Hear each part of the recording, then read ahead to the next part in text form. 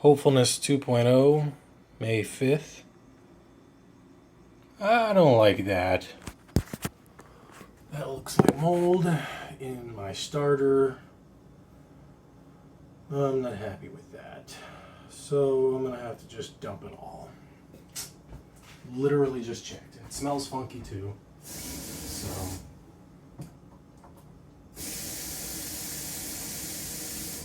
just let that sit for now. It's kind of a bummer.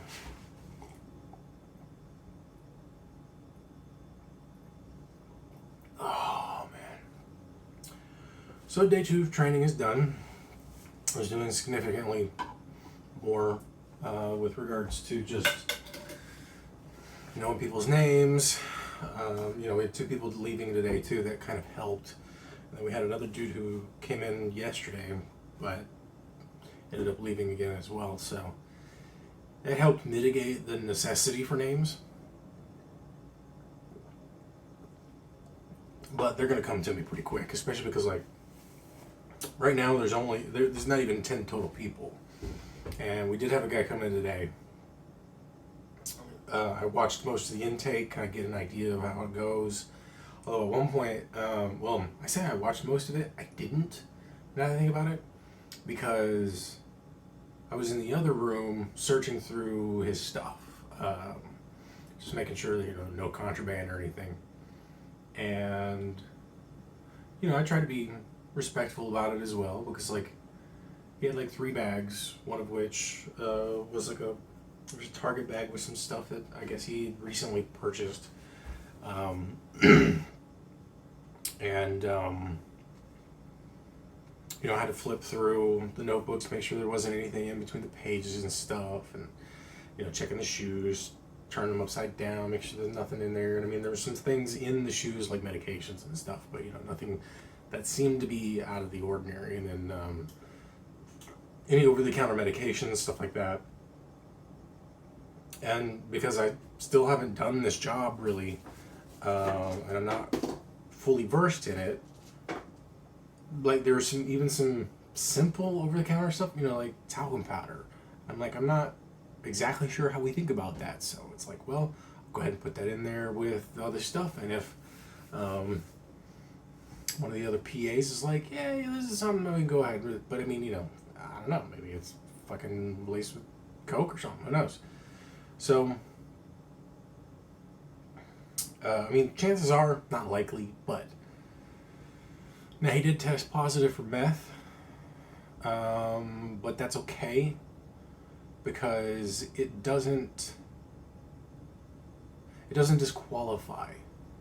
I probably went a little too far with that, but I'm not mentioning any names. I'll just have to remember that from now on. I don't know, but yeah. So just if you test positive for, I believe it was alcohol, depending, I think, on how bad your breathalyzer is, and then I think it's what's known as bennies or benzodiazepines, which are it's a depressant. Those can potentially cause bigger problems if someone is on those and they're effectively trying to withdraw from them. Apparently, our facility does not have the appropriate treatment for that. They would need to go to something a little more intensive. So, yeah. If you test positive for THC, or we have coke and heroin, some other things. Now I'm not sure. It could depend on a number of factors, but going back to the whole intake thing and and whatnot, I was like I said, I was trying to be respectful. So, had gloves on. I was going through each thing. I was digging through the pockets, pulling the pockets out. Setting them down on top, right on top of each other, because it's it was all on his bed too, and I'm like, this is your bed, but at the same time, I'm gonna put all your stuff on the bed, and I'm not gonna leave it a giant fucking mess for you to clean up. It's you still gotta clean it up because it's your shit, but at the same time, like, I'm gonna at least make it somewhat easier for you. I had the shoes upside down, so they weren't on, they weren't on the bed. Um, you know, Shirts over here, shorts and underwear over here, et cetera, et cetera, et cetera. And I turned the bags inside out completely. Had to make sure little pockets and stuff weren't any kind of pocket, especially a zipper pocket or something, didn't have anything. And you're not necessarily going to find everything. If you're thorough, you'll have a better chance of finding stuff. But if somebody really, really, really, really, really wants to bring something in, chances are you're probably not going to find it. But that's why there's the whole protocol and everything for this. And so yeah, that was interesting. I mean, it wasn't terrible doing it either. At first I thought I might feel kind of bad doing it, and I'm not.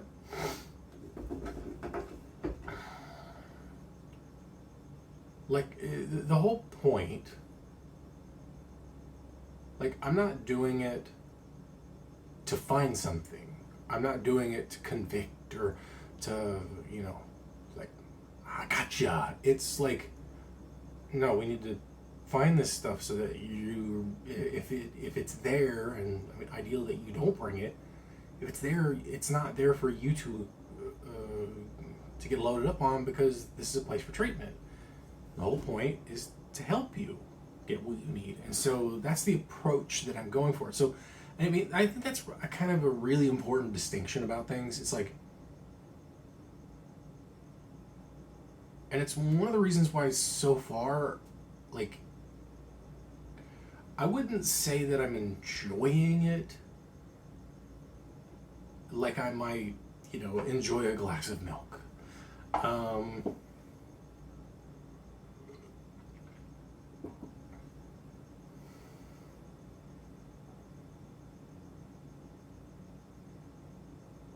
Like, even though I've only just done 2 days of training,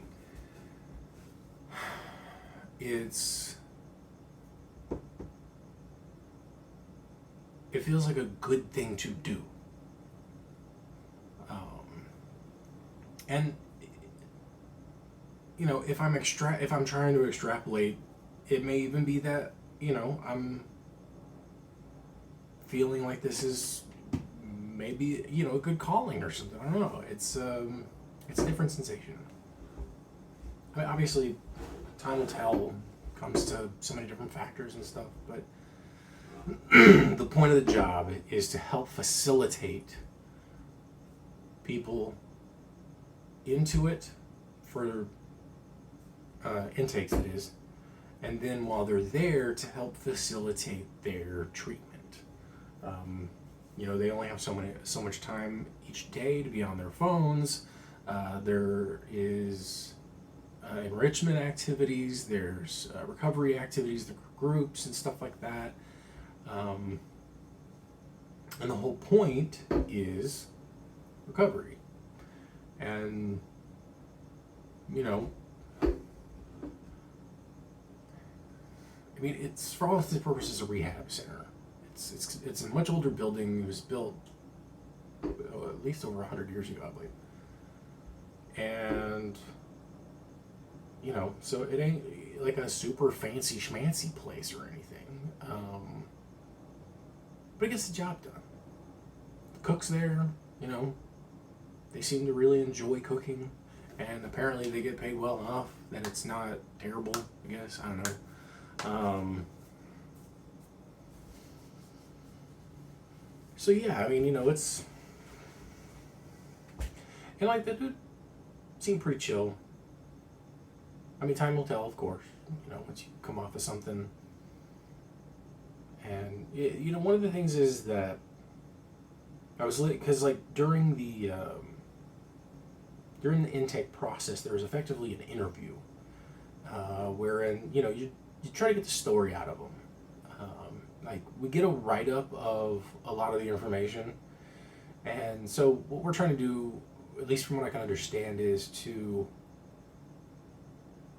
get their story, see if anything, if anything's out of place, if it doesn't match up or something along those lines, but also to, it seems like, to also get them to open up to us so that they trust us. I think that's part of it. It seems like it anyway.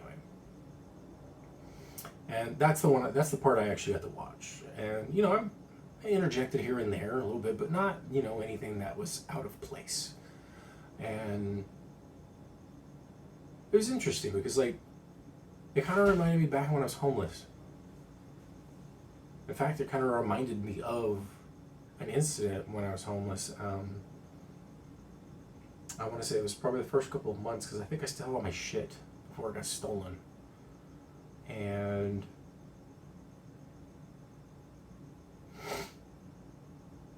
there was a guy who had just got released from jail.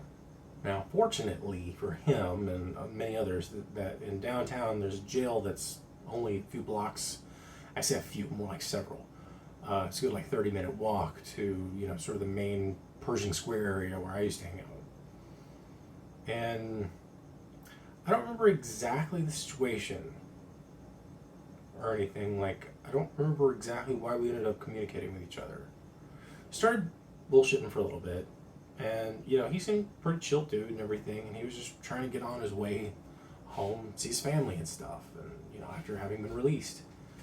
And I don't know, I don't know if he was just released that night after having just been arrested and processed and everything, because they tend to do that. They'll release you at fucking 4 a.m. for no goddamn reason. It's our police system is so fucked up. It's really fucked up.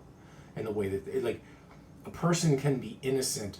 Hell, a person can be guilty, but you're still supposed to be treated as if you're innocent until proven guilty. And they still treat you like shit before you're proven guilty. When you're in jail, you aren't proven guilty. And yet, when you're in jail, the whole system treats you like garbage. And we have this weird fetish of mistreating people, and it's you don't do the crime, don't do the time. Innocent till proven guilty. So stop treating people like shit before they're even proven guilty. It doesn't matter how much real evidence you have or whatever. It doesn't matter how much of a confession you get out of them. But that's neither here nor there at the moment. And going back to the guy, that I met back when I was homeless, like I said, I was still kind of spending my nights just kind of dicking around on my computer. Started talking, like I said, and then we went across the street to the subway, and I don't think they took food stamps at that place. Some subways did, some didn't. The ones that did were usually a little further away, and I believe that one didn't, but I had a little extra cash on hand, and so I gave him something to eat. Went inside, talked to him and everything, and it's I got a lot of eye-opening experiences during my homelessness about people in general, and be they criminals or otherwise, most of the time they aren't criminals because they're bad people. They're criminals because they did a bad thing. And sometimes they did a bad thing because it was a bad day or something. And I'm not trying to, diminish, a lot of the real crimes of this world. What I'm saying is I think that most people, and, when I was in jail, same kind of thing. Most of the people there, most of the fucking people in jail were there because they had violated probation. And one might say, well, the thing is that the probation system is not set up to be successful. There's a reason why there's a lot of recidivism when it comes to people going to fucking jail. That means coming back. And I would also say, to be honest, there's a reason why there's a lot of recidivism when it comes to people going through treatment.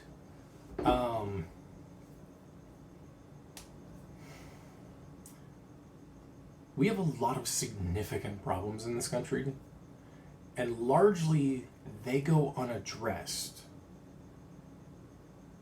because people are more willing to take something at face value and extrapolate from it about a person, to make them out to be a bad person as quickly as possible, to then validate some sentiment that they have, to create their own confirmation bias. You know, I'm glad, to be honest, that I took this job. I am. Like, it's a good thing that I did. Because I'm going to be in a position, effectively, of authority. But nothing of any real semblance of authority. But just enough of an authority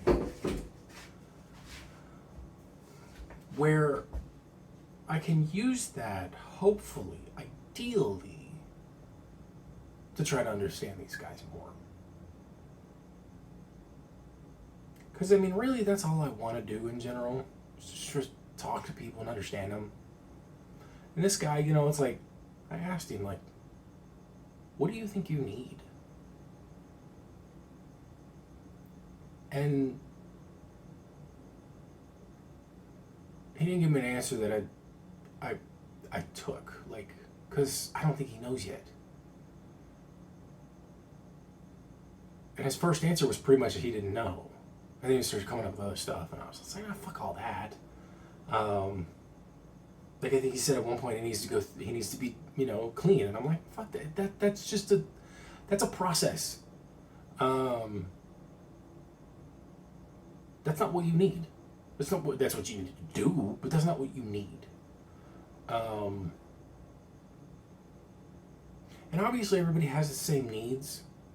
Generally speaking, you know, we all need a roof overhead and, you know, relative temperature control, comfort, etc. We need to be able to use our eyes if we have the ability to use them, etc., etc., etc.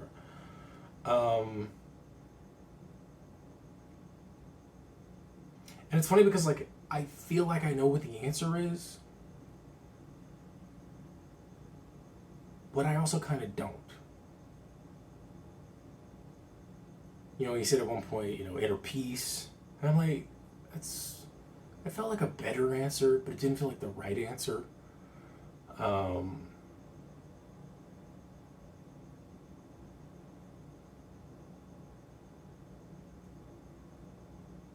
And so, like, I feel like, because, I mean, there's only so much I can do at this job. I mean, obviously, especially right now, since I'm just training.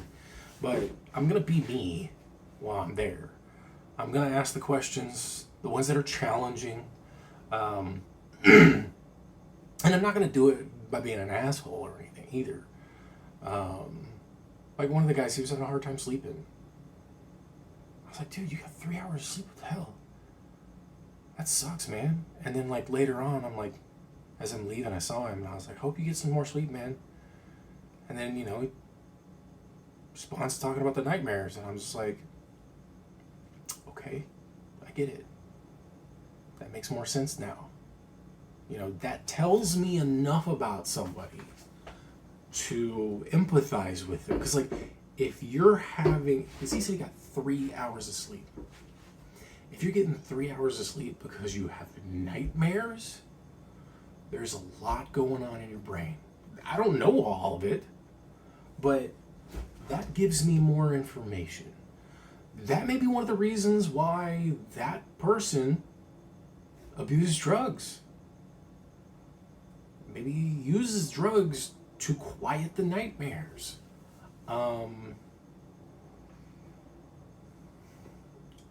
I don't know. And that's something that I'm willing to find out And obviously, if he's willing to open up, I mean, he's already willing to open that part up. Now, I'm sure because it is a frustrating thing, you know, he's probably more than willing to speak about it. And, you know, there may be people who give him shit for being grumpy or something. And then, you know, it's like, well, fuck, man, I got all these fucking nightmares that are throwing me off. I can't fucking sleep. And some people out there would be like, well, tough shit, get to fucking bed. But an understanding person would be like, well, that makes sense. I get it. You know, it's like taking that information. You might be thinking, some people might be like, well, he's just trying to fucking manipulate, whatever. Most people don't want to not sleep for just no fucking reason. Most people want to avoid sleeping for a reason. There's a lot of reasons why people get addicted, myself included. You could say that I'm addicted to like the internet or video games or something along those lines. And a lot of times there's a point where one of the guys, he's a Latino gentleman. He doesn't, like, he's working on his English and stuff. And so, like, he speaks it pretty well.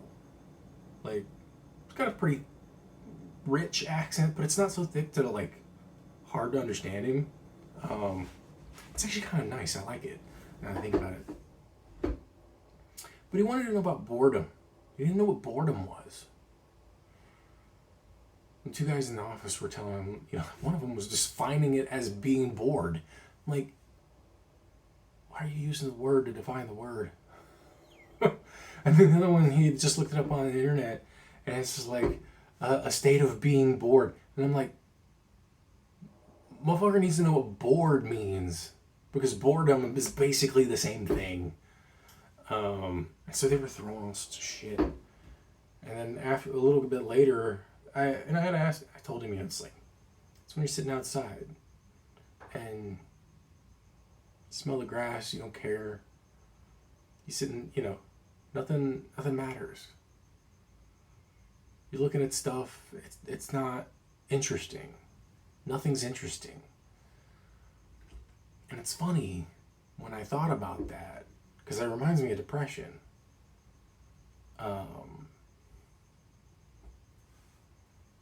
But then later, I want to say maybe 30 minutes later, I thought of something even more, I think, personally profound, at least within the context. What's the thing you do? What's the feeling that you feel before you use? Whether it's a drink or whether it's another drug or whatever it may be.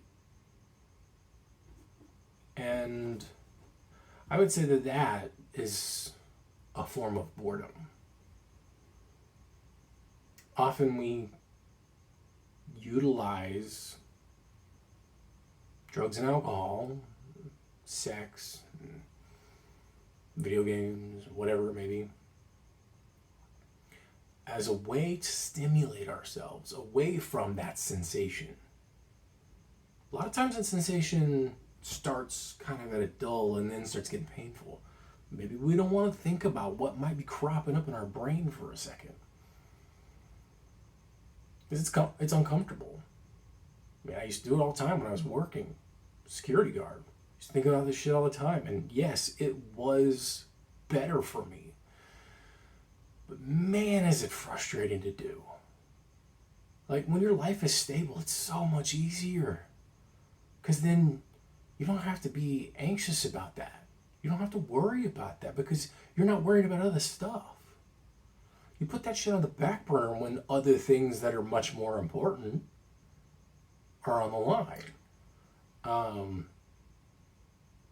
That's why it's a lot easier to be healthy of all kinds when your life is in good shape. And you might be saying, well, there's rich people out there who do drugs and are addicted and blah, blah, blah. Yeah, sure. But you don't know where their life is with regards to the discomfort. There may be some stability, but there may be some other instabilities.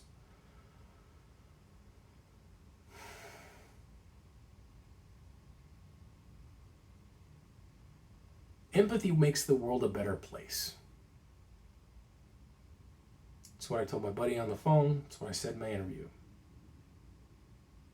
Something along those lines. And holy shit, I just realized that the name of this episode is precisely what it should have been in my brain earlier.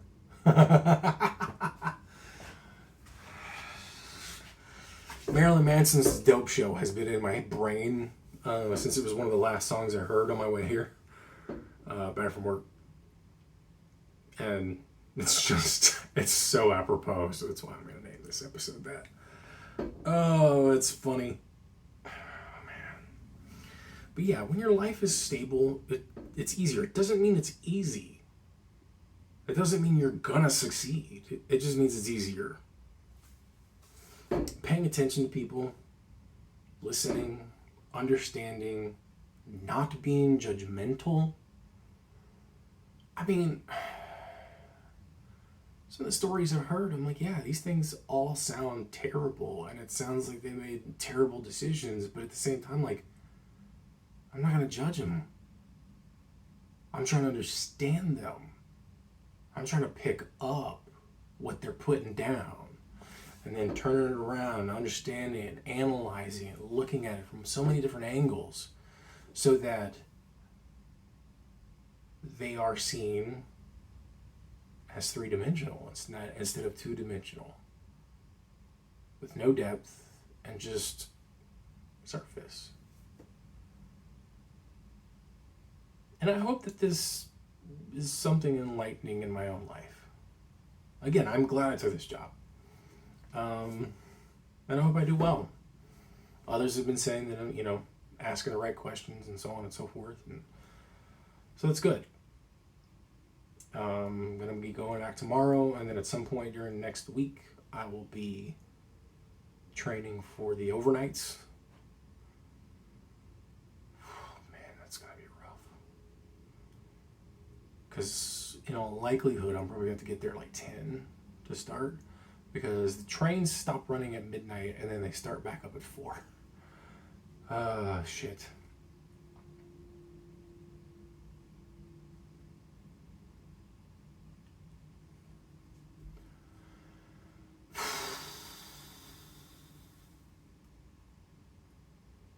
But I already feel like the guys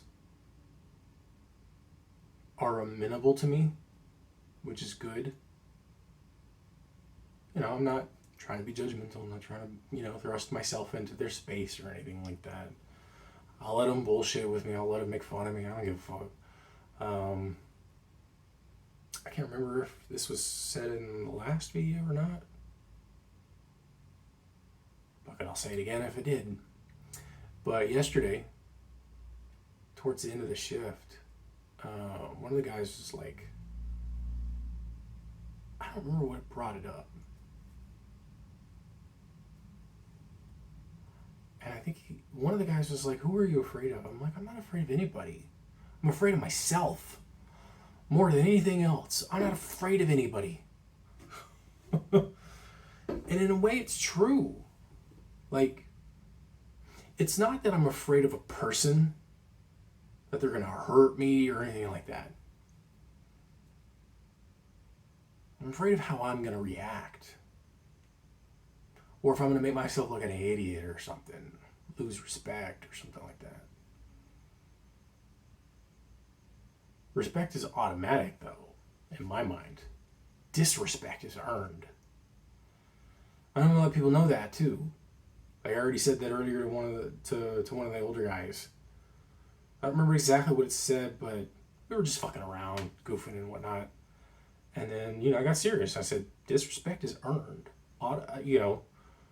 It's like, I don't know you, but I'm going to go in not knowing you by respecting you first.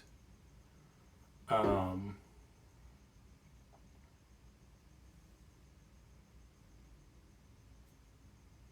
that's an important lesson that I myself had to teach myself.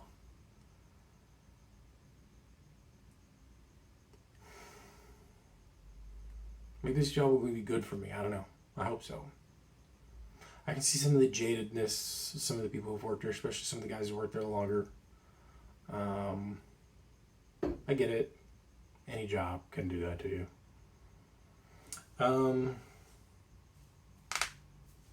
yeah. I'm glad I got the job. I don't know if I have the job until training's done. We'll see. Have fun.